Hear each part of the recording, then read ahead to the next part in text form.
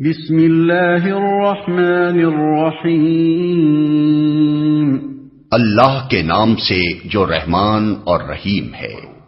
وَلِكُلٍّ وِجْهَةٌ هُوَ مُوَلِّيهَا فَاسْتَبِقُوا الْخَيْرَاتِ أَيْنَمَا تَكُونُوا يَأْتِ بِكُمُ اللَّهُ جَمِيعًا إِنَّ اللَّهَ عَلَى كُلِّ شَيْءٍ قَدِيرٌ۔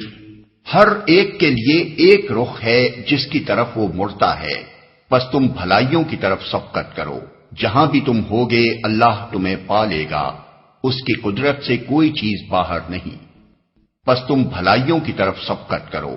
پہلے فقرے اور دوسرے فقرے کے درمیان ایک لطیف خلا ہے جسے سامع خود تھوڑے سے غور و فکر سے بھر سکتا ہے۔ مطلب یہ ہے کہ نماز جسے پڑھنی ہوگی اسے بہرحال کسی نہ کسی سمت کی طرف تو رخ کرنا ہی ہوگا، مگر اصل چیز وہ رخ نہیں ہے جس طرف تم مڑتے ہو، بلکہ اصل چیز وہ بھلائیاں ہیں جنہیں حاصل کرنے کے لیے تم نماز پڑھتے ہو۔ لہذا سمت اور مقام کی بحث پہ پڑھنے کے بجائے تمہیں فکر بھلائیوں کے حصول ہی کی ہونی چاہیے۔